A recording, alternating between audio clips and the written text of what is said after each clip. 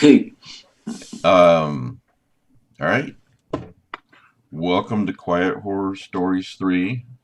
And I'm Mike Davis. I'm here with the usual two guys, Jeff Thomas and Scott Thomas. And then I've got a guest reader tonight, Scott Nicolay. Hey guys. What up? hello. Scott Nicolay, good to see you. Likewise.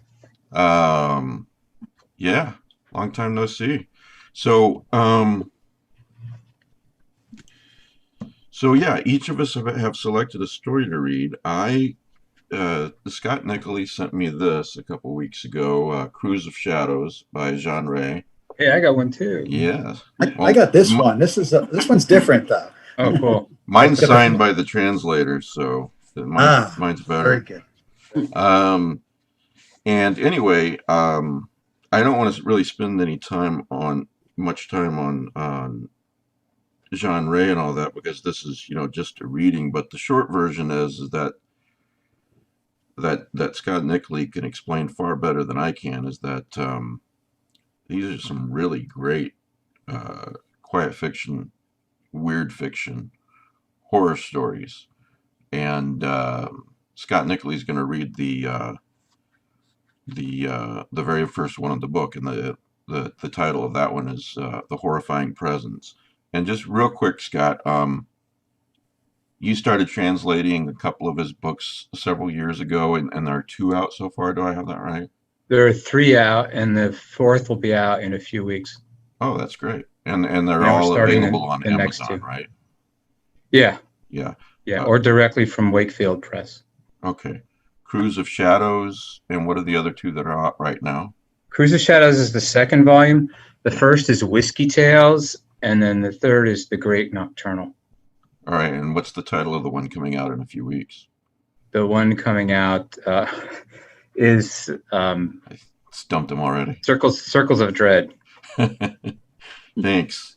I had to Well, remember the English title. yeah, well, major props to you for not only being able to translate a book, but to do it so well so that Thank you. an English reader can read it and enjoy it, and get the flavor of what the author intended. So, Some of these stories have been translated before, but it's kind of a mixed bag in quality. There are a couple good translators, a couple that it's a little clunky. yeah. And the main thing, though, is they sort of cherry picked stories from across his entire thousands of stories that he wrote. Hmm. And what I'm trying to do is put them out in the original collection so you can see the unity of the stories in a collection. Okay. Well, Scott Nicholas is going to read that one. Welcome to everyone watching live and later. And of course, we'll have the audio version up for too long. A little behind with that stuff and with the Sunday show because of the COVID, but I'm getting caught up again. So if you would rather listen to these as you drive along the highway on a dark night, that will be coming very soon. So in just a couple of weeks for this particular one.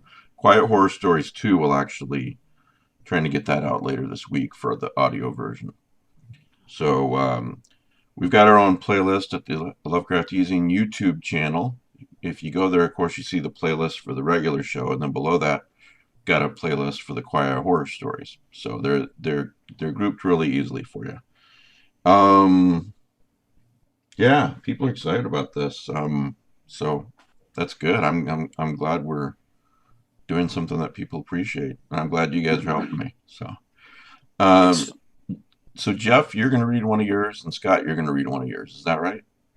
yes. All right. So you have the permission of the author then. Yes, yes. All right. I'm going to read a passage from a book that I think is kind of eerie. I won't call this book um, quiet horror.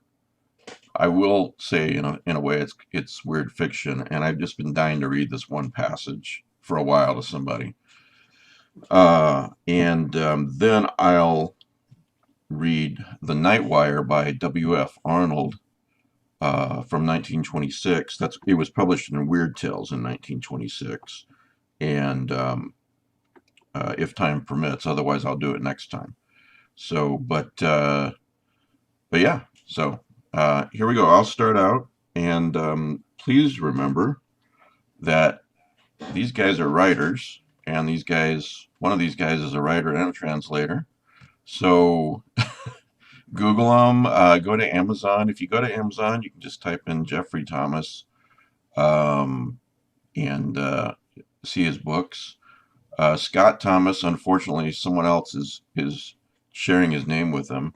So go to Amazon, type in Scott Thomas. Maybe type in Scott Thomas and the Sea of Ash, or Scott Thomas Over the Darkening Fields is one of my favorites, that sort of thing. And you'll see the books that he has. So, and then Scott Nicolay, you've got a couple books out available on Amazon and elsewhere, right? Yeah, I just finished my second collection, so I'm working on getting that out now. Oh, awesome. When's that coming out? Don't know yet. I'm getting ready to send it to a publisher. So I'm going to do this one with a different publisher. And tell the audience the name of your first collection so they can look that up. Anakai Tangata. Yeah, that'll help. Even my publisher can never pronounce it. It's a great collection, though. Awesome. How about this? Go to Amazon and type in Scott Nicolay. Maybe that'll be easier. It'll come up. All right. Ironically enough, the name of this little book is called Dead Romance. And what a gem. I picked it up for $1 at a half-price bookstore, a couple of years ago.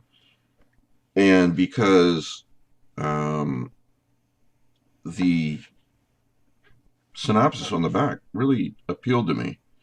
And I'll just read a little bit of it. All right, let's start with the basics. The world ended on the 12th of October, 1970. Well, that grabbed me right away. So, because being born in 71, I was not aware of this. So, and it's a really good book. There's a lot of philosophy in it that you wouldn't expect. I'd classify it more than anything as a science fiction book. Some Philip K. Dick themes thrown in there, that sort of thing. So here's the passage I'm going to read, and then I'm going to pass the baton to one of you guys to read a story. By the way, it's Dead Romance by a guy by the name of Lawrence Miles, and I do believe it's available on Kindle as well. Don't quote me, but I do believe so. So, and I thought Kindle Unlimited, but again, I forgot to look before the show. So here we go. And this is a girl who's the protagonist, first-person narrator of this book. So this passage here is from page 44. We're all dead things. We're all dead things, but the fact that we're still moving stops us seeing it. Look, this is what I'm getting at. We're like the things in Lady Diamond's shop, an acquaintance of hers, like the skulls of all those animals from India. We're collections of bones, which have been given skin and fat for a little while, just so we can move around. And why do we move around? So the bones spread out a bit after we die, sorted in pretty little patterns, just like ladies' relics. The things we come up with while they're walking around, the symbols and the smiley face badges, they're all part of the collection as well. We stop moving, the fat falls off our bodies, and the other dead things in the world lay us out on the ground, making sure we look nice for the archaeologists. Think about it. How long do we move around for? 70 years? 80? No time at all in the big picture. But how long do the archaeologists need us for? How long do we stay useful once we've been stripped down to the bone? Centuries, thousands of years, forever. So which is more likely, that we're put here to live, or that we're put here as part of the bone collection and just don't know about it yet? Which makes me wonder, who's the collection being assembled for? I can just imagine them, the curators and the collectors, stalking the world whenever they think we're not looking, making sure we're all still breeding and dying, taking inventories of us on the quiet, changing the world around our backs to make room for the exhibits, giving us more space to fill up with symbols and bones. Is that how the world's going to end? When they decide that there are enough exhibits and take all the skin and fat away from us in just one go? So, science fiction novel. And I just thought that was nice and nihilistic. I enjoyed reading that the first time. And As an archaeologist, I have some ethical concerns. yeah, I'll bet you do. It's funny. I read somewhere online today about that they just unearthed 26 new catacombs in Egypt. Oh, You know, so yeah, Sarcophagi. yeah, sarcophagi. Thank you from the wow. archaeologist in the group. Gee. Yeah, so I'm sure we'd like to know what those people's daily lives were like, what they talked about, what they did. Did they love their kids, all that? But we'll learn a lot. The archaeologists will learn a lot, but that's not necessarily things that we'll learn. So, anyway, it's kind of eerie. Take it for that. It's fine writing. Yes. Yeah, Yeah. yeah, it is. It's a very different kind of sci-fi story, and you know what? I like anything different. That's good. That's great. So When was it written again? What year was it published? it was published after 1970. It was published in 1999. Mm. So you can see Can why. you hold the cover up? Give us a close-up of the cover. It looked pretty funky. Yeah, and there we go. Dead Romance. I think the Kindle cover looks different, but again, I won't swear to it. Lawrence Miles, Dead Romance, and there you can still see my dollar sticker from the Half Price Bookstore from a few years ago. And You gentlemen all saw Mandy, didn't you? pardon me. You saw Mandy, the film Yes. with Yeah. Nick Cage. Yeah. It Oh, looks like I haven't seen it yet. No, but everyone tells me I you'd need enjoy to. it. Well, I mean, the film is kind of based on. It's like, I think deliberately. I think this was the concept. The director took like all those old paperback covers and all the murals on vans and like made a film out of what that would be. Yeah. Oh, wow, really? And yeah, so when I see a book cover like that now, I think of Mandy. It reminds me of in a positive way. the book that the character was reading in the movie. She was reading exactly. a pulp, Yeah. I love that movie. I love it. I've watched it multiple times. Mandy? Yeah, it's a good one. I'll definitely have to check it out. Yeah, Yeah. me too. Yeah. All right. Who's the next victim here? Who wants to go next? I don't mind going next. And in fact, it kind of segues from what you just read. All right. My story is called "These Are the Exhibits." It's about a museum. And It's like we planned this. Only yeah, honestly, yeah. we As really you were didn't. reading that, I was thinking like, oh, this. I just sort of decided last minute to do this. I thought, man, I've been trying to push this on people for a while now. I'm going to read this couple pages here. So, Oh, yeah. My story is from a book that came out in 2006 called 13 Specimens, and as I say, it's the first story in this book, and it's called "These Are the Exhibits." all right. It's a short one. All right. The contrast between the glare of winter without and the grotto-like darkness of the museum's small foyer caused Clara to pause several steps within until her eyes could acclimate. In addition, the wind outside had been so assaultive that, as Clara had walked against it, tears had streamed horizontally from her eyes. She felt slightly disoriented and half blind until her surroundings found their focus. The room was circular, with several doorways branching off from it, one apparently leading into a gift shop, and with murky oils of unfamiliar personages bolted into the spaces between them. In a recessed area like the display herself, a woman sat at a wooden counter, her face underlit as she read from a magazine. Not until Clara stood directly before her did she look up. "Welcome to the Stuart Museum," the woman said. A price of admission was given and paid. During the exchange, the woman asked, "Have you been here before?" When Clara said she hadn't, the woman indicated several receptacles in the front of the desk. There was a map to the various floors and a guide to the displays. Clara thanked her, but did not take either the map sheet or guidebook. She never found herself referring to such materials on her visits to other museums. Instead, she walked toward the door that faced opposite the main entrance, guided only by a placard with an arrow and the one word, exhibits. She found herself in a long, wide gallery with a high ceiling. The balconies of several upper levels ringed it. The overall lighting was muted, with spotlights illuminating the various displays.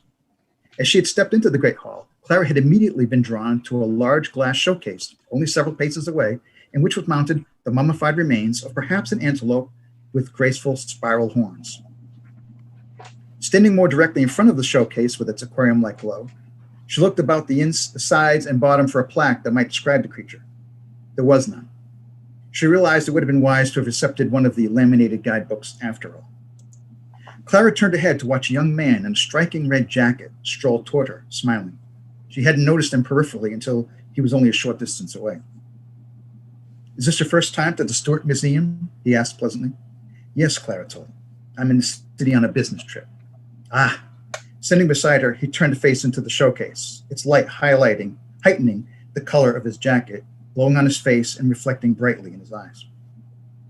This animal was a gift from Gardner Stuart to his fiancée, Isabella Reyes, in 1886.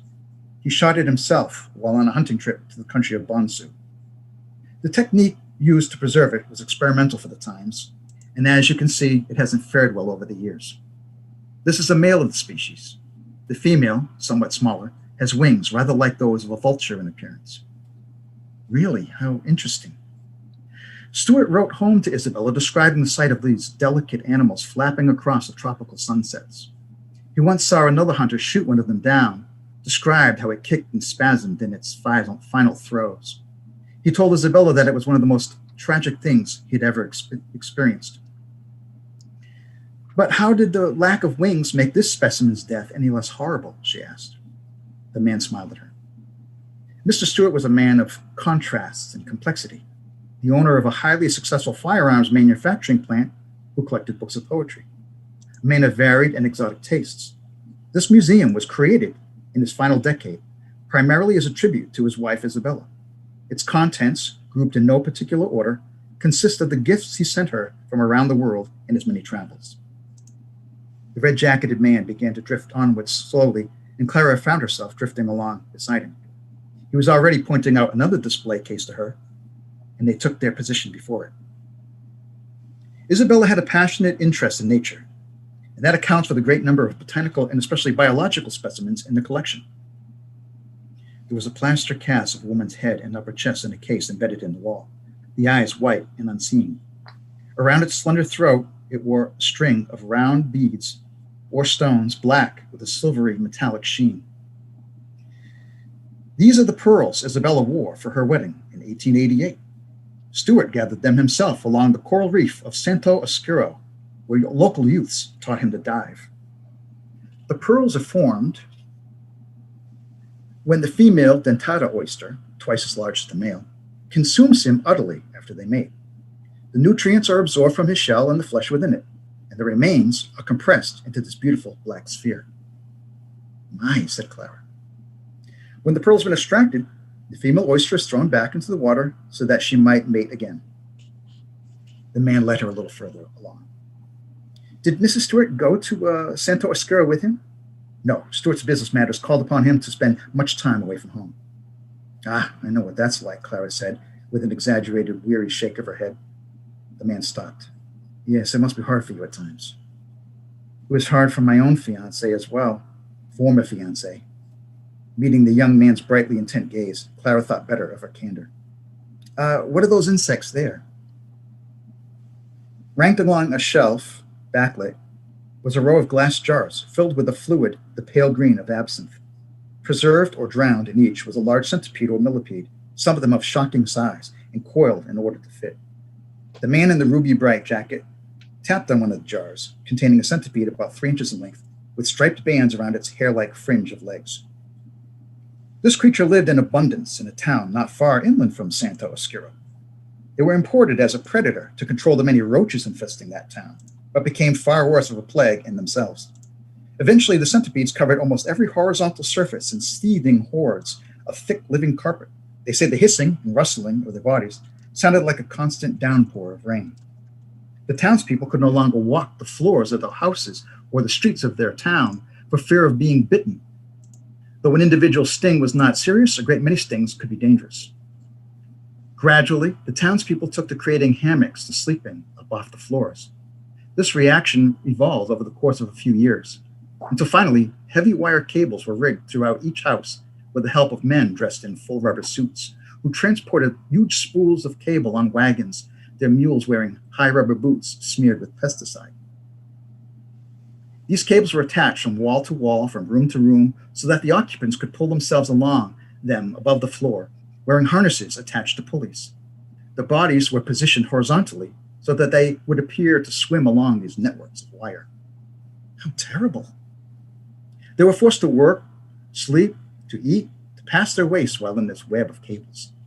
The elderly, infants in baskets, all were forced to live above the centipedes, which thickly covered the floor of every room. These systems of cables existed out of doors as well. Children would pull themselves along to their schools, men to their places of employment. When one needed to switch from one line to another, they simply unclipped themselves from one and then clipped themselves to the next. People are adaptable, and this became their normal way of life. They couldn't kill the things. The dead were quickly replaced by more of the same. The creatures never ran out of a food source because of their cannibalistic tendencies. In any case, Stewart spent a few weeks in the town, and while there, rumor has it, he visited a brothel where he observed how the employees and their patrons had devised aerial methods to overcome the situation imposed upon them. The man looked humorously embarrassed as he concluded.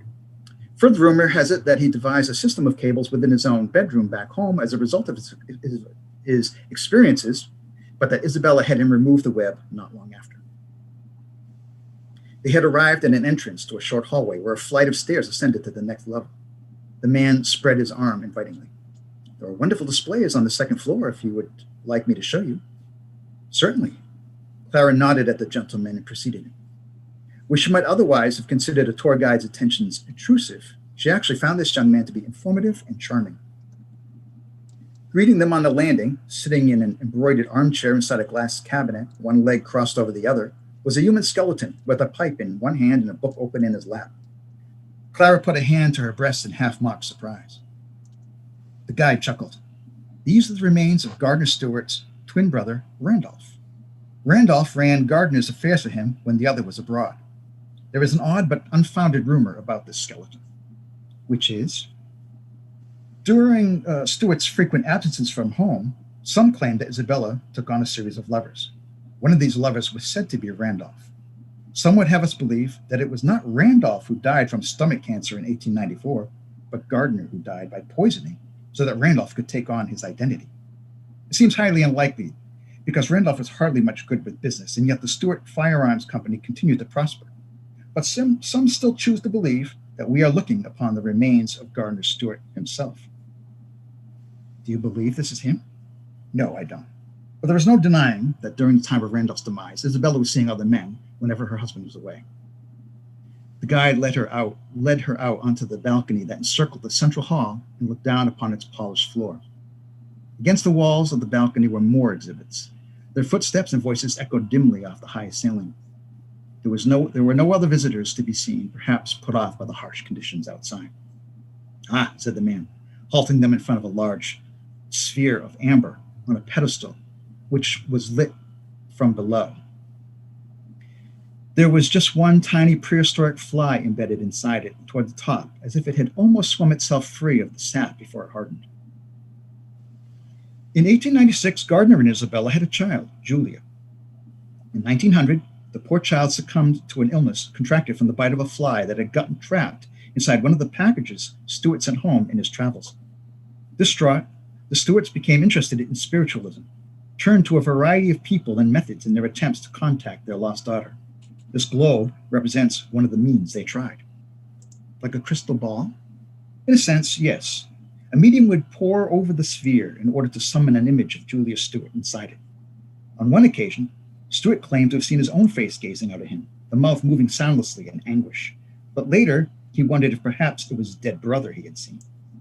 On another occasion, Isabella alone said she saw a fetus curled within the ball, as if it floated in amniotic fluid. She wondered if this represented Julia, though a year later she miscarried her only other child and came to believe that the image in the amber sphere had predicted that pregnancy and its loss. How sad, Clara muttered. Realizing she was resting one hand against her own abdomen, she withdrew it. The guide appeared not to have noticed as they floated further along. He did catch her stealing a glance at her wristwatch, however. Pressed for time? I'm afraid so. I need to be somewhere soon, unfortunately. I got a bit lost looking for this place. This has really been interesting. Thank you for your help. I neglected to take a guidebook at the front. It's just as well. They tend to be very dry. I'll show you a final highlight of the collection on the third floor if you have a few minutes more. Please do. She accompanied him to another stairwell, and they ascended to the uppermost level. The death of Julia broadened the gulf between the Stewarts, unfortunately. Whether Isabella blamed him, or even herself, because of her love of nature that inspired these exotic trophies, we don't know. But in correspondence, we see that Stewart squarely laid the blame at his own feet. He also confessed to friends that he should have sent Randolph abroad in his stead for most of his far ventures, because of the difficulties that had arisen between himself and his wife as a result of these long excursions. They had come upon a display case in which were mounted a number of skates and rays, some round and others with wing-like flaps, some with long barbed tails and others with short fin tails. The red-jacketed man encompassed them all with a magician's wave. All these specimens came from the same source in 1909. And that year, it was Isabella who decided she needed to take a long trip out of the country to visit great aunts and great uncles she hadn't seen since her childhood. It's significant that her husband did not accompany her on this trip. Did he refuse to, or did she forbid him? We believe she forbade him. Stuart was desperate to hold on to his marriage and to make amends for his failings, but it would seem the man's efforts were too late. The guide turned his head to gaze rather sadly in at the row of leathery preserved fish. Isabella journeyed to the city of Porto Alarma, a lovely old place by the sea. But the sea there has been known to swell radically, and in the past, floods have caused much death and devastation. Eventually, each building in Porto Alarma was raised from its foundations and fitted beneath with immense metal legs, fully mechanical and powered in their clockwork movements by great boilers in their basements. In the event of floods, every old building, every church could raise itself above the swollen tide, or even, if the flood was drastic enough, walk themselves further inland. Remarkable. Yes. In 1909, during Isabella's visit, just such a flood swept into Porto Alarma. But for reasons that to this day remain a mystery, only the two tallest buildings in the city were able to rise on their legs and move. The others hummed and billowed steam, some of them even exploding, but none of them could rise or flee the inevitable waters. Thousands were drowned. In addition to this, despite the frantic efforts of the maintenance crews within the two tallest structures, these buildings walked toward the ocean, not away from it. Oh no. The buildings walked out into the sea until the waters rose around them and eventually engulfed them. One building, the newer of the two, was built in such a way as to remain watertight. The other was not, and gradually began to fill up as the occupants inside desperately wrote farewell letters to loved ones. One of the people in that building was Isabella Stewart, but all she wrote in a scrawl were the words, "I see rays." It was thought that she meant, hopefully, that the tide was withdrawing and sunlight was again shining into the submerged building. But when the flood finally did withdraw, and the two buildings were uncovered out in the wasteland of slime and mud and rubble, the compromised building was discovered to be filled with a vast school of trapped rays and skates of all kinds flapping on the floors as they drowned in air. The guide lightly touched Clara's elbow and led her back toward the staircase. As they went, he said, Stuart was destroyed by the loss. He himself never left the country again and never remarried. In 1928, he began to move his wife's collections into this museum that he had built to house them. And in 1938, he himself passed away. They had reached the ground floor, and the man escorted her almost to the exit into the foyer. Clara faced him to thank him once more, smiling sincerely and a bit shyly. I enjoyed that. Thank you again. The man's own smile seemed to touch Morose. It was entirely my pleasure, and please, please return. She turned to the foyer, and the woman at the counter looked up at her. Did you enjoy our museum, miss? She asked blandly, like an automaton. Clara glanced behind her, but no longer saw her guide through the open doorway. She took a few steps closer to the counter. Yes, it was fascinating.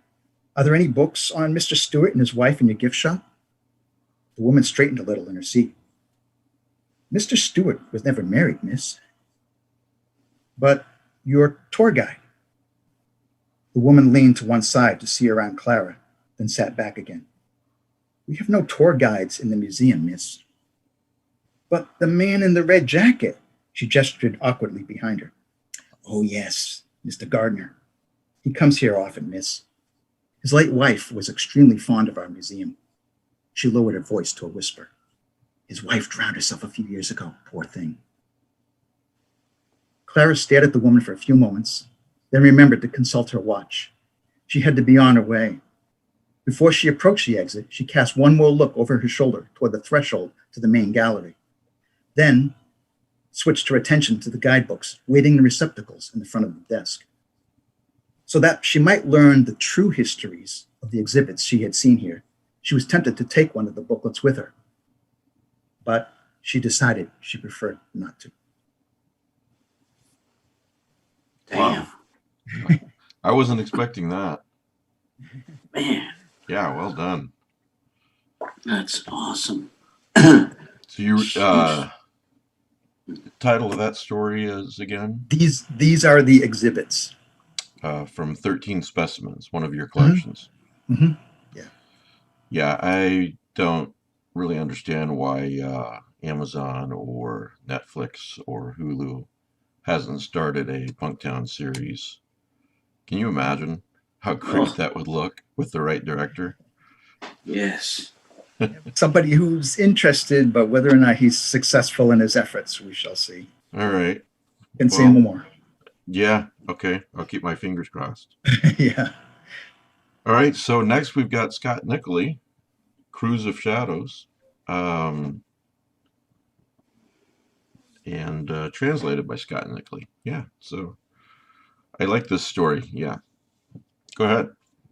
I don't know if it's actually quiet horror, but you know, it's actually What's that? about sound in some places, about footsteps and sound of fingers pop, pop, pop.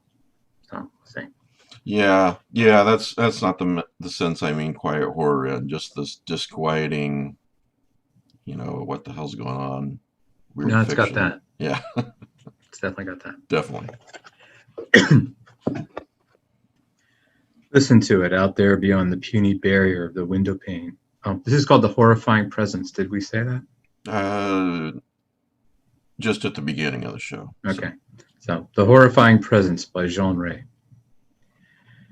Listen to it, out there beyond the puny barrier of the window pane, black as clotted blood, the absolute apotheosis of the tempest's wicked roar. It has come in haste from afar, from the depths of baleful seas. It has stolen away from some accursed shore where seals rot, ravaged by scabies and reeking of dark sickness and death. It has howled 500 agonies in its spiteful assault on our poor tavern, where the whiskey is sour and the rum runs thick. Like a cruel child who lays waste to a rose garden just to torment a ladybug, it whips our shack with the wings of a gigantic ray. Why, said Homer, must a dark night and a frightful storm go around every terrifying story? This is unreal. No, replied Arne Beer. It is a reality, and it is nature's way. You are confusing around and surround, as the French professor from Oslo once said, but he never confused his whiskey with his glass, the clever monkey. I contend that the storm and the awful night oftentimes provoke the dread event. Arne Beer is, I believe, either Norwegian or Lapp, but he is a scholar. During the long iron nights of his boreal village, he reads or debates with his local Sunday school teacher, who receives books inscribed by Selma Lagerlöf.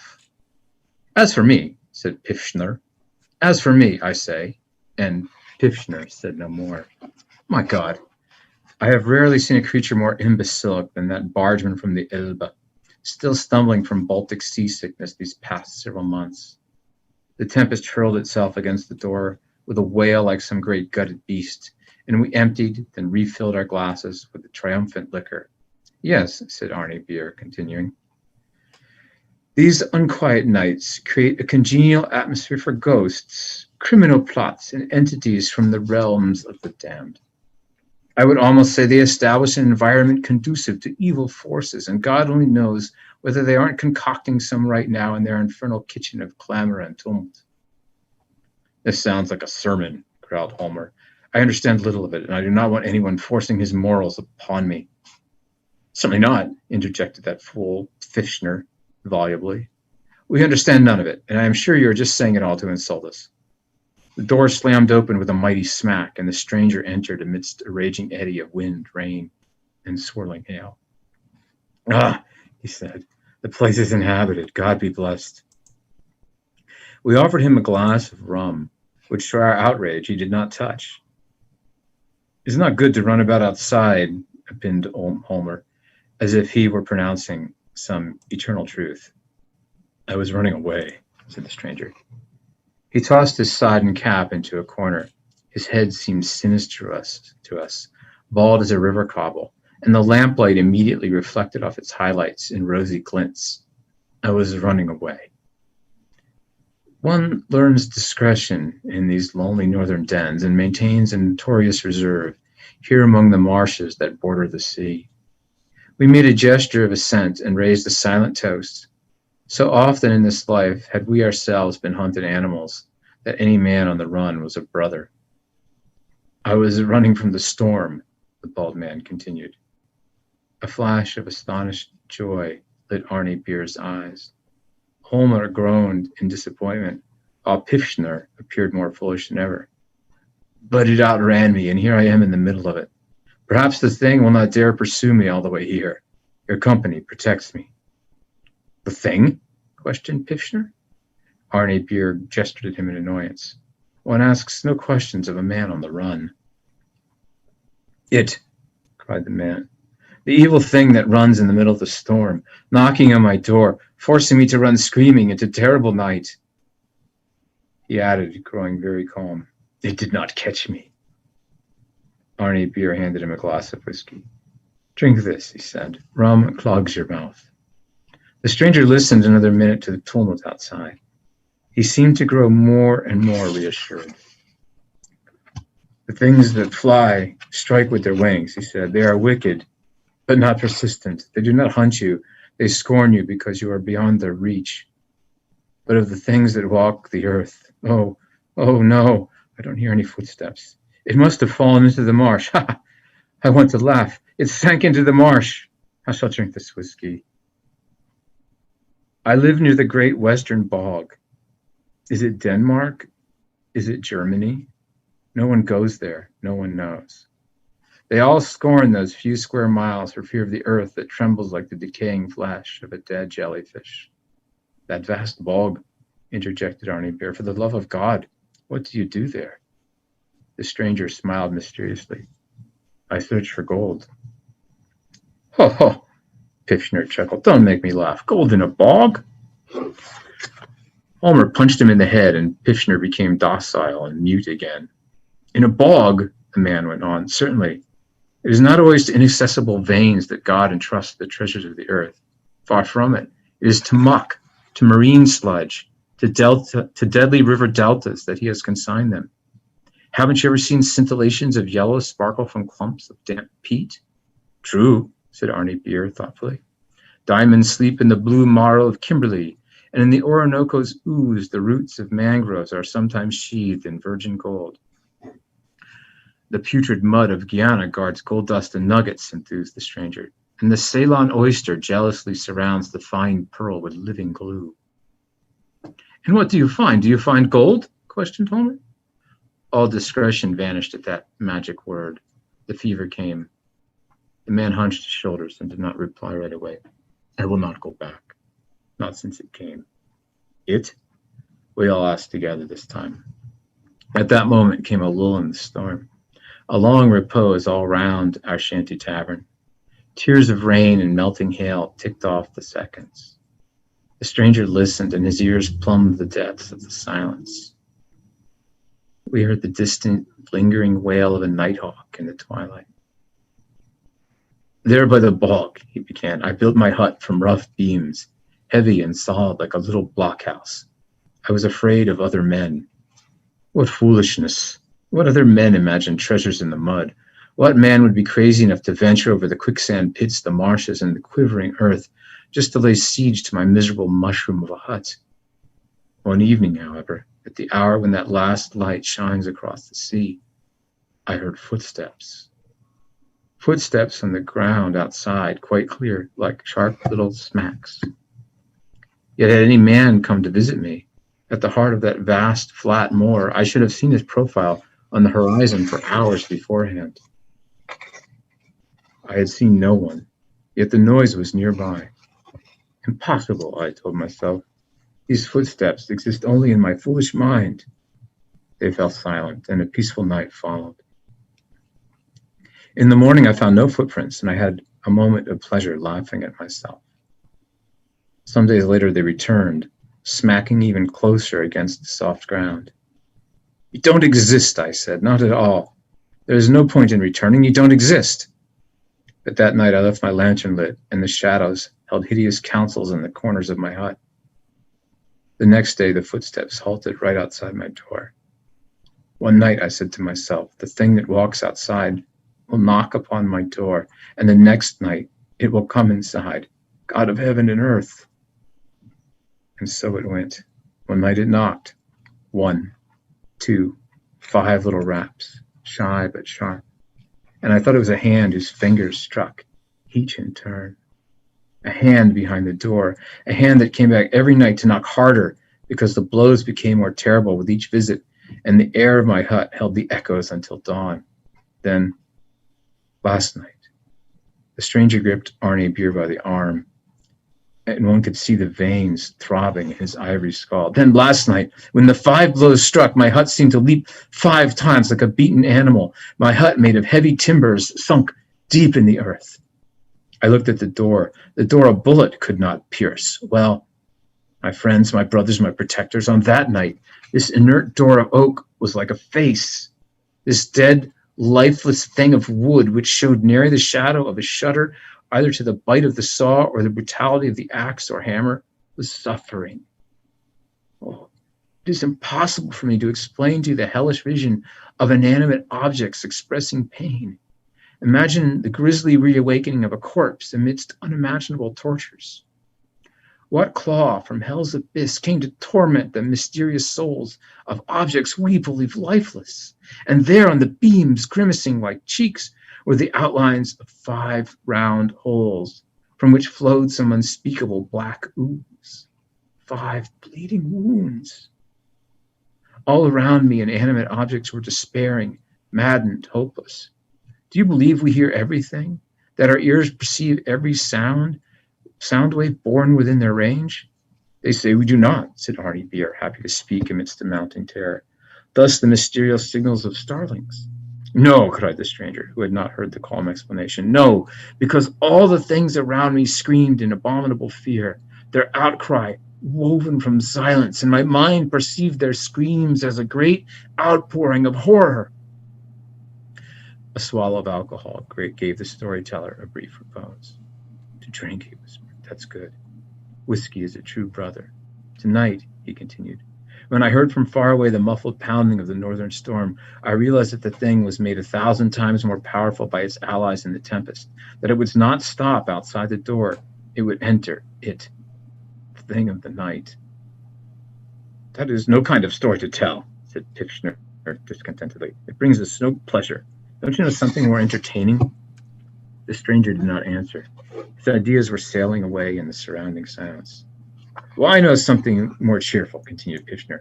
Picture this. Frau Holtz, the owner of the inn Zum Lustigen Holländer in Altona, had a white parrot that did not speak. So me and 2 other good fellows off the sea lighter Rhineland Told her she needed to dye the bird green for it to talk, because all white parrots are born mute. And she gave us a bottle of good schnapps for that prescription. Ha ha! Don't you think, asked the stranger, that the storm has passed?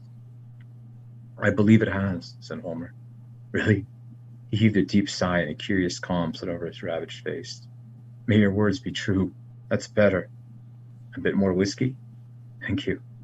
Yes, I'm getting a hold of myself. It's this hellish weather, you see, that makes me such a demon-haunted wretch. He smiled now, reassured and seeming apologetic for his fear. The thing, he said. What is it? Does this thing exist? I believe so, but what is it, I wonder? Probably the madness, the obsession that comes with great solitude that beats against one's skull and seeks to enter. It is almost a symbol or a poem, Arnie replied, smiling. That was quite a shock you gave us, muttered Homer. Fear has no value in these parts.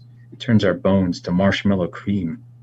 The woman dunked the beast in the green dye, Pivschner continued his anecdote thereby, and the upshot is that after this bath, the bird began to yell awful things like, Ach du Schwein! And Polisches Weib! The next day he croaked, poisoned by the poor quality green coloring, but Frau Holt said that she preferred it that way to having such a poorly bred parrot. Huh? What's that? What's that? Gasped the bald man, suddenly rigid from a rush of fear. A distant wailing approached in a crescendo of rage and menace. The storm made a little turn and is coming back, said Pivschner placidly, happy to have squeezed in his inane story. It's coming back, howled the stranger. The evil's upon me. The roof groaned lugubriously beneath a gust. Oh, listen to the footsteps, groaned the unfortunate fellow. Yes, I hear them, said Homer ever so softly. Suddenly our nerves were strained atrociously. 1, 2. 5 sharp knocks clattered. 5 blows struck mercilessly near. On the door? No. 5 more knocks rang out close, right in our midst. Did we scream in horror? Will heaven allow us later the infinite consolation of believing in an error of our senses? The 5 blows struck there on the man's skull. And that skull resounded hideously beneath the cadenced summons of its invisible torturer. Then before our frantic eyes, 5 wounds, 5 holes opened in that bald head, and blood flowed black beneath the lamp. We are damned, moaned Homer. The stranger gave his final rattle. Look, said a frenzied Arnie Beer, squeezing his temples between his fists. Do not panic. I think this can be explained. Do not shout. Pivschner, I swear this may prove natural. The saints, the appearance of heavenly wounds on their bodies, and other things of which I know not. But Pivschner screamed louder yet, his eyes stretched wide, hallucinating the worst visions possible. 1, 2, 5 blows rang out, and we saw the awful wounds open in our companion's head. Then we fled like beasts into the darkness, lashed by showers and squalls, fleeing the thing that would seize us too and batter our burning heads with fever dreams and nightmares. Great story. Great reading too, Scott. Mhm. And that's like the simplest story in the book, like the most humble little story. It's completely uphill from there. Yeah, Anna Efris is watching live, and she says that. Hi, Ina. Yeah, that's right. You know her. Yeah, Forgot that's about cool. that. Oh, right. She asked you if I was actually a good guy or not, and you lied and said I was. So something like that, right? She says I like all the stories in it, and another one of my favorites is Gloomy Alley. Yeah, that's a great story. That's So, a really, really. That's considered one of his masterpieces. That's not that wasn't in the Weird, was it? Yeah, it's translated previously as The Shadowy Street, translated by Lowell Bear. Yes, oh, yes, I remember reading that one. Yeah. Yeah. That's the Gloomy Alley. Yeah, which is a more accurate translation of the title. Okay, I remember enjoying the other version, but The other that's a decent translation. There's nothing wrong with it. yeah, no. But it makes me want to read this one all the more. Your translation. So yeah. When was Cruise of Shadows published, Scott? Roughly? I think in English, you mean? No, for the first time. The original, 1935, I want to say. Okay. So And it pretty much there's a whole story behind it, but it did not do well. yeah, I know, but it's if I understand right, correct me if I'm wrong, it's one of those that it's stood the test of time better than say the first one, which I think sold better, right? Yeah, At the time. absolutely. I mean, it's his first one kind of made his career, and then he went to jail, and that kind of went to prison, and that kind of wrecked it. And Yeah. Cruise of Shadows came out after that, and he put it out under a different name, and it didn't do well. But it Okay. stands up. I mean, there's. I'm not saying the first one is bad, but it's light years beyond the first one, which is still well regarded by French readers, Yeah. French, Belgian, French language readers. Well, The right, amazing. so before I forget, guys, Scott Thomas and Jeff Thomas, as you guys know, I'm already getting questions about this. We do a Halloween show with every year, sometime in October, with real life experiences. We still haven't gotten through all of yours. I remember 3 years ago, we had some technology problems. I was so pissed because it was such a fun chat. With Zoom now instead of Google Hangout, I haven't run into those problems at all in like the last year and a half. So yeah, we'll cover those. I was thinking you guys seem to be free Tuesday nights, maybe October the 20th. Instead of Quiet Horror 4, we'll do the Halloween show then. And we can do a couple readings as usual. So if you're enjoying the Quiet Horror, show up for that. But man, Scott and Jeff have some pretty crazy but true stories from their childhood. In some strange houses they lived in. So yes. Yep. Let's do that. And we may, I don't want to say who it is, but she wants to join us for that show, and I'm hoping she's able to. So, more on that later. All right, Scott Thomas, what are you going to read, bud? I'm going to read In the Long Weed Haunted Summer from the Garden of Ghosts. Right. Which is not in print presently. It's from Dark Regions Press. Is it? Well, you can get used copies on Amazon. Is it available on Kindle? Yeah, you can. Yeah. Pricey, but you can find it here and there. Well, the author gave me my copy, so I was set up. So yeah. So. So this is when did this come out, and the story is set when? The story is in England, 1872. The book came out in my version arrived November 7 of 08. Now, before you get started, I often speak at the Sea of Ash, obviously, because I published it, and you may have more fans of that book than any other book, not to denigrate any of your other work by any means.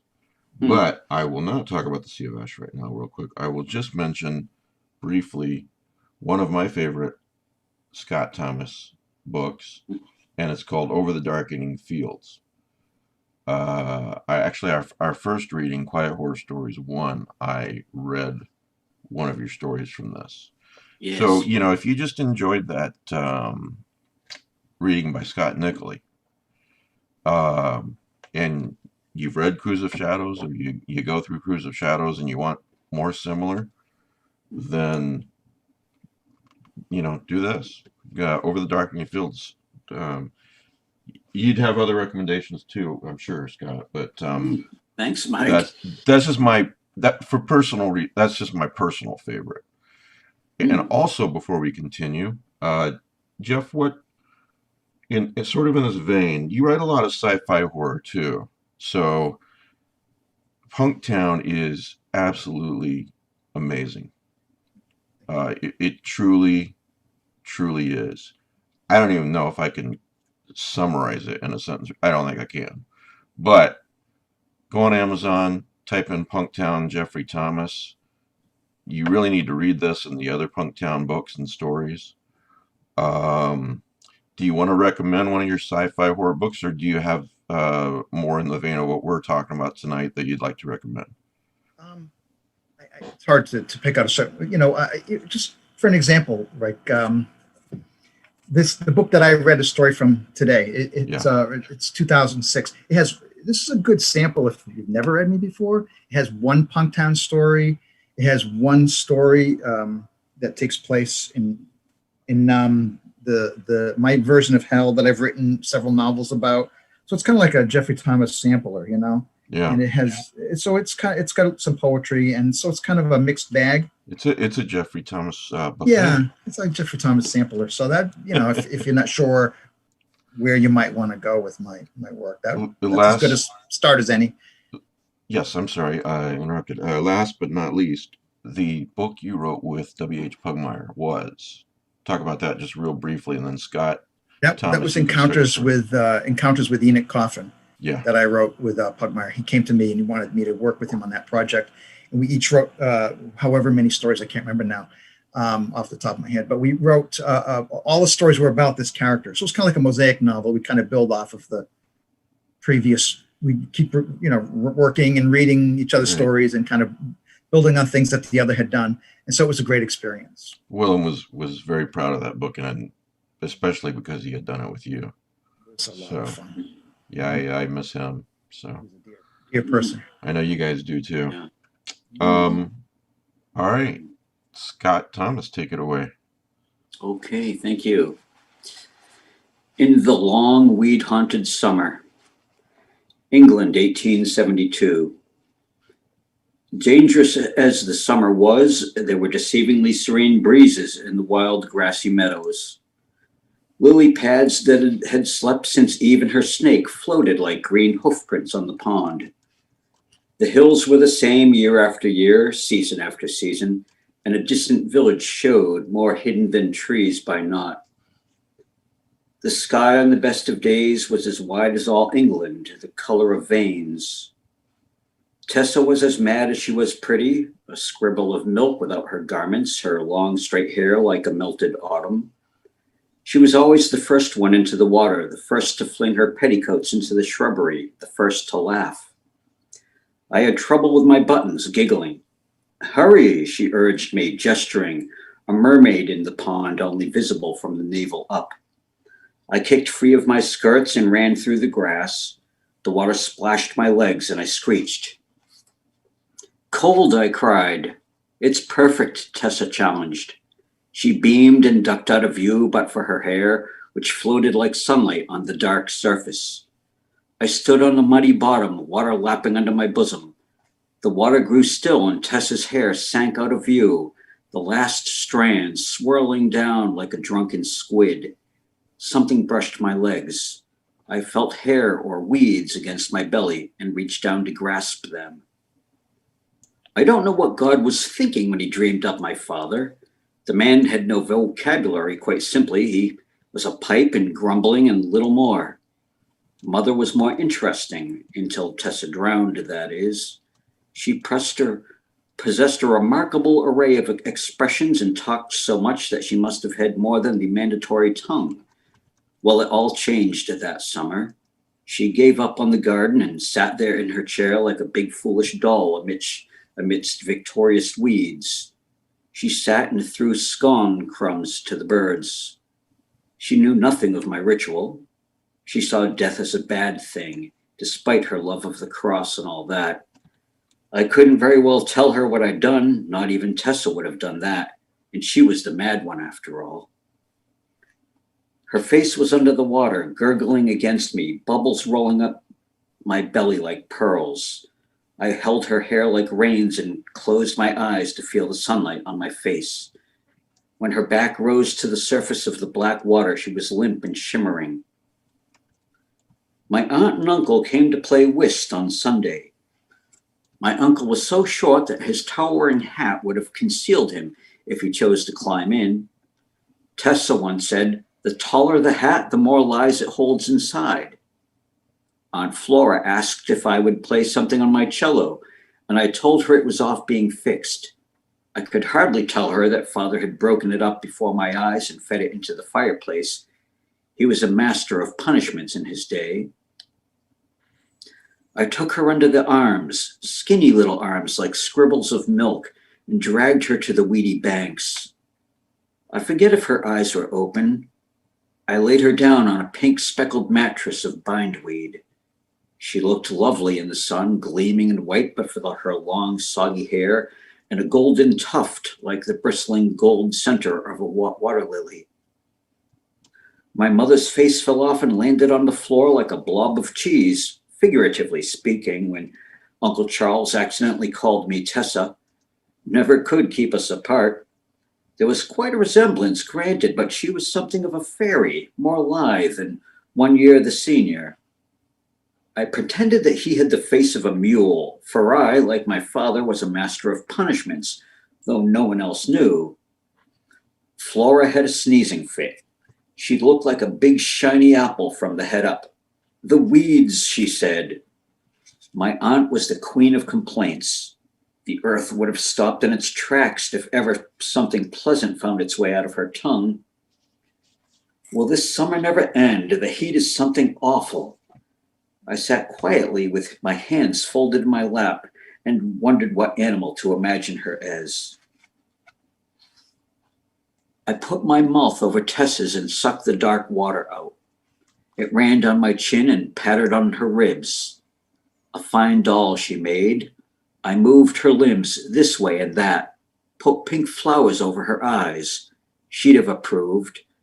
When I set off to collect things for the ritual, I left her with arms stretched above her head and her legs positioned immodestly. My aunt crossed the room. I could hear her abundant jewelry rattling. She picked up a small ceramic biscuit barrel, the one with a sweet-faced girl on the side, done in blue. I was waiting for some ugly assessment when suddenly my mother started sobbing. She had gone out into the garden to be alone for a moment, but we could hear her nonetheless. Flora and I looked at each other expectantly. She put the biscuits back on the table and straightened. Perhaps it might be best if you comforted her, I said, knowing full well that the garden was full of weeds. Heaven knows I've tried. Looking felicitous, she slowly wheeled and headed off to the garden. I giggled into my hand when I heard Mother's sobs exceeded by Flora's sneezes. Everything was gathered. The skirt, the ink, the quill. I had found a fuzzy banded bumblebee for the occasion. I pressed the dead bee into Tessa's damp navel, a fine fit, then rolled her over onto her face. Her back gleamed, though a few pieces of grass, some pink petals, and a leaf or two from the small bindweed stuck to her flesh. I picked these off and dried her, using her own skirt as a towel. Why so pale? My uncle asked. My mother and Aunt Flora stood like bloodless bookends, staring at nothing. My uncle had just gone to collect his wife for the trek home when he found them in the parlor. He took Flora by the wrist. Whatever is it, love? My mother was incapable of speech, but Flora's vocal cords proved irrepressible. She was one of those who even whispered loudly. We heard Tessa in the garden. Dear me, Uncle Charles said, exasperated. She was reciting poetry, several poems at once, from different parts of the garden. I summoned the words from memory. Tessa had been a fine poetess for her age. She had chosen the poem for the ritual. I dipped the quill in the ink and touched it to the pale palette. The ink looked stark and lovely against her flesh. I waited for the ink to dry, gazing at the pond as a pair of metallic green dragonflies skimmed the water. They hovered glinting above the water lilies before flitting off over the fields.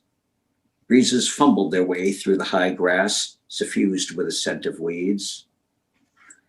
In the garden, one cool spring night before Mother took to sitting in it like a piece of statuary, Tessa and I crouched with a spade in some of her poems.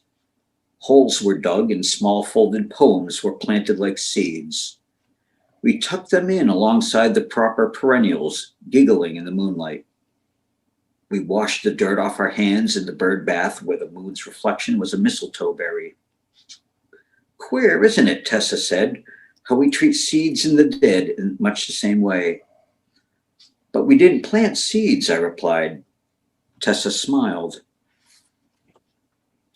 I dragged Tessa by the ankles. She slid off the grassy banking and slurped into the water. She bobbed a bit at first, so I pushed until she submerged. Her hair undulated, smoke in a bottle. The dark pond rippled like the center of the universe, snug in a moat of grass, its thick summer smell like a mask on my face. The dusky water impossibly darkened, absorbing the ink from my sister's back. Just the wind, my father determined, his thumbs in his vest pockets. He stood in the doorway, puffing like a dragon behind his pipe. The wind and nothing more. I knew all too well that father's observations were thinly disguised instructions, and regardless of what our ears told us of the garden, the explanation from that point on was not to conflict with his word. Even so, as the summer went about its sluggish paces, I would hear Tessa's poems when the wind was in the weeds. I sank into the dark pond, a night sky beneath the blue one. There were tadpoles like black shooting stars, and my sister's hair danced sinuously in the weeds, tangled in the water lilies, moved like frayed and ghostly arms conducting. Tessa's words were in the inky water and in my ears. I heard her mumbling in the darkness, the same poem, over and over. Good reading too. Great story. Beautifully written. Thank you. Very, very poetically written. Thanks. I was thinking about the way you put words together, describing the girls in the pond and everything, and I thought, wow, it's just thought into every sentence. So, yeah. You. I was going to read The Night Wire by H.F. Arnold. I think I'm going to save that till next time. Before we go, I want to recommend a couple of books along in this vein. And if you guys want to recommend some too, or tell me what you've been reading lately, or whatever you want to do is fine. And if not, that's fine too. The first one would be Dark Blood Comes from the Feet by Emma J. Gibbon. That's a very good collection. Great review on NPR of it. It came out just a few months ago. That's from Journal Stone, isn't it? I beg your pardon? That's from Journal Stone, the publisher? Yes, I believe so. Yeah. So Dark Blood Comes from the Feet. The title alone, just kind of grabs you. So by Emma J. Gibbon. I've not read this one yet, but it was sent to me. You guys will be interested in this because you're the Halloween freaks that I am. Lucy A. Snyder just wrote this. Halloween Season, Stories by Lucy A. Snyder. So, Cool. Yeah, it's that time of year, so pick it up. There's a book called Wayward Echoes by a gentleman by the name of Paul F. Olson. Olson. It's available in print. It's available on Kindle Unlimited. It's also available on Audible. And there's some really disquieting, I would call quiet horror stories in this book. And I don't think very many people know about Paul Olson. So it's not F. Paul Wilson, it's Paul F. Olson. So, and the name of the book again is Whispered Echoes, which is, and then of course I'm going through this as well. Thank you, Scott Nicolay, for sending it to me. Cruise of Shadows, which you just read the first story in that book. I'm also alternating between Stories of Your Life and Others. I don't know if you guys have read that yet. Ted Chang. Am I saying his last name correctly? Chiang. One of the stories in here was made into the film, the science fiction film Arrival. So That's a fantastic novella. yeah, it is. So it's one of the best things I've ever read. It's stuck with me for years. Yeah. If you haven't read it, and he's got another collection out that was really good. I think more than one, but one that comes to mind is Exaltation. So what about you guys? Anyone? I haven't been reading. You've been working a lot. It's tragic. Scott, Nicolay, Jeff, you guys want to recommend anything, or what have you been reading lately? I've been picking at the Vandermeer's Weird for years. Yeah. But I finally determined that I really need to get through the whole thing. So I've accelerated by reading through that, and I'm really enjoying it. It's like a master class in weird fiction. Of course, there are some stories that resonate with me more than others, some that I don't care for as much, but there are masterpieces throughout. So it's really enriching. I'm also reading Moby Dick. So I hope to be able to finish those 2 massive tomes before the end of the year. Have you read it before? No. Before the end of the felt decade? I must, the great American novel, I felt I must read it. And it's so fascinating, and its construction and so beautifully written. I had no idea. Horror. What's that? It's weird horror. It is. It's a cosmic horror too. It's cosmic horror. Straight up cosmic horror. It's remarkable. It's so remarkable. Especially the scene where Pip falls in the ocean.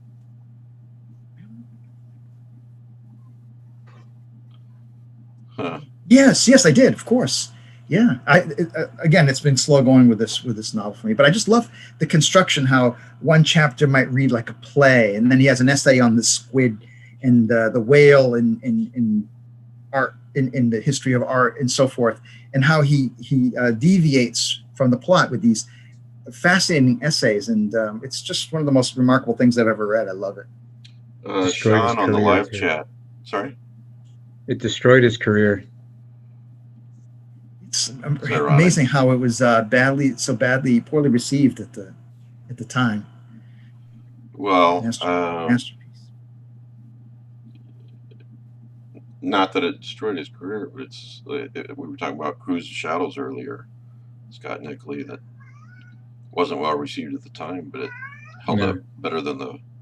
It's held up better than the. Not that the first book isn't great. I'm sure it hasn't read yet. But it's held up better than the one that made all the sales at the time. So. Yeah, I mean they're all highly regarded in the francophone world, to be sure. Yeah. Sean on the live chat says, I recommend reading Blood Meridian after Moby Dick, Jeff. I was going to say something. So I have read Blood Meridian. It's one of my favorite novels. All right. So Jeffrey, think of Blood Meridian now as you're reading Moby Dick. Think of Blood Meridian as Moby Dick, but the whale comes along for the entire trip and cracks jokes the whole time. That's the judge, right? Yeah. Yeah. That's what it is. Yeah. Yeah. Are you guys fans of Clive Barker, Books of Blood? Oh yes, definitely. It's definitely coming to Hulu. I saw a trailer for it today, and they dropped a trailer today. The trailer didn't look too promising to me. Whereas the trailer for Nathan Ballingrud's Monsterland looks very compelling and well done. I don't know the Books of Blood. I reserve my opinion when I actually see it, but the trailer didn't really do much for me. Yeah, we'll see. I think it's October 7th that it comes out. When is Nathan's series coming out? Yeah, good question. I really want to see that, and I haven't seen Wounds yet. That's based on his story, and I haven't seen that the Visible Filth. I haven't seen that yet either, but I guess I'm going to have to subscribe to Hulu to be able to see these. I really enjoyed the Visible Filth, and should get Nathan on the show. I still haven't watched the adaptation of that yet because the reviews are really mixed, which has nothing to do with Nathan, of course. The story is just brilliant. Yeah, it is. He's a fine writer. Yeah. Have you seen wounds yet, Scott Nicolay? No, No. Yeah. I haven't. I need to, but yeah, I also encountered what you said about the reviews. And Yeah. So I thought, well, I watch very few movies. yeah. I'm pretty picky about them too because it eats into my reading time, you know. So, but I thought, you know, I know the story. I see the mixed reviews. I'm gonna just, you know, do something else. But I'm sure I'll get around to it. So, Scott Nicolay, you want to throw anything out before we go? I don't know if I've read anything too recent. I read a lot of poetry and a lot of archaeology lately. Silvia Moreno Garcia's new one, which doesn't really need, it's on a bestseller, so it doesn't really need recommendation. Mexican Gothic. Yeah. All her novels are brilliant. They're all different. It's pretty wild. Yeah. Yeah, that one's really at the big time. Mexican Gothic. And also, I just started a really big book that I set aside because I didn't think I could. I wanted to read it sort of in a unified way. Is When Night Falls, which is the first of a trilogy by Gerald L. Coleman, great author from Atlanta that I know. What's the trilogy called? The Book of, or the Three Gifts. It's kind of a swords and sorcery type thing. Oh, okay.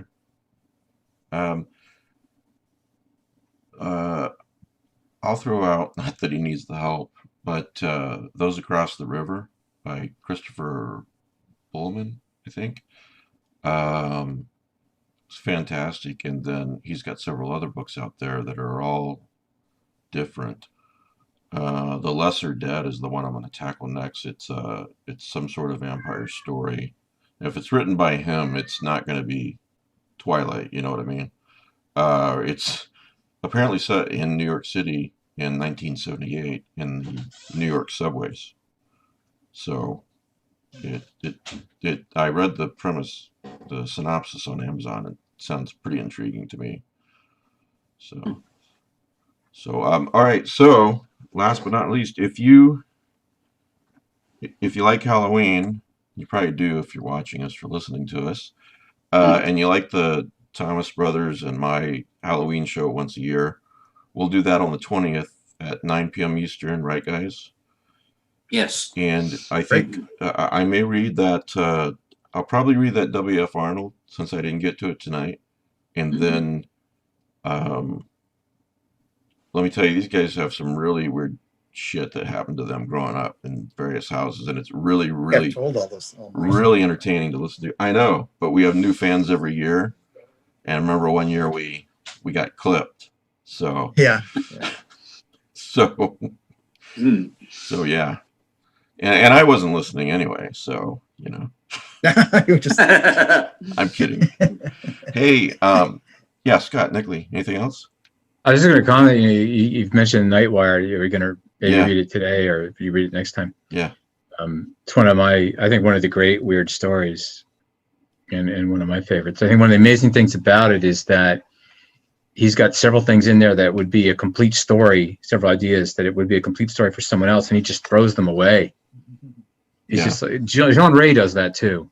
I mean, his great novel Malpertuis is just full of things that anyone else would have used as the basis of the entire novel and milked it, and they're just throwaways.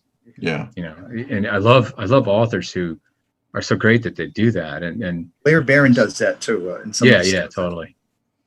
But the mythical city or town in the Nightwire, Shepico, that's I've used that as a set. I think Stephen Graham Jones has too. So the final novella in my second collection is set in my version of that, which is a city in, coincidentally, the Central Valley of California where I live. Oh, really? Okay. Yeah.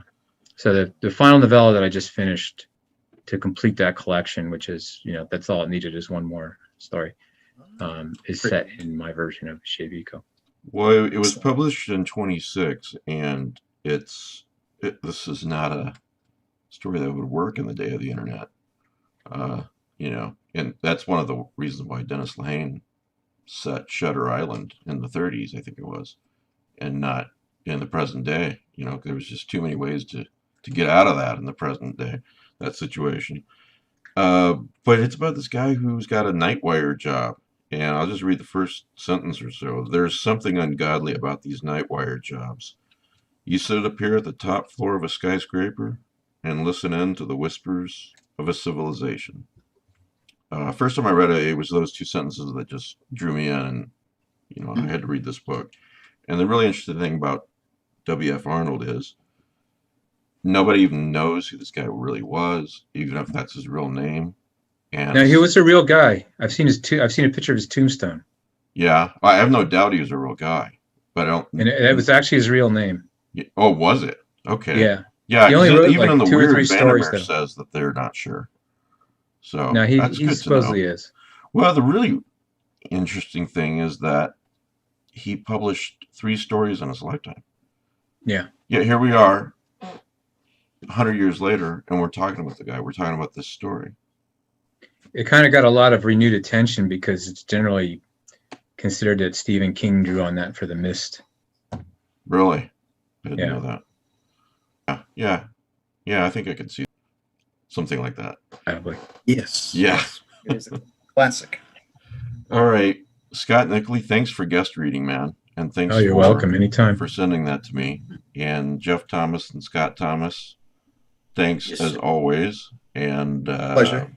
Thank you. yeah, Great we're to see Scott Nicolay again. It's been a long time since we Yeah, too long. Yeah, Too long. really. fancy talk Yeah. or whatever. No more conventions these days. I know. Yeah. This is the convention right here. That's not about this year. Yeah. Zoom conventions. All right, next month, October the 20th, 9 p.m. Eastern, I'll do a reading, and then we'll do our regular Halloween show in place of Quiet Horror 4, and then we'll continue after that. Thanks, guys. Sounds good. Thank you. Thank you. Good to see you all.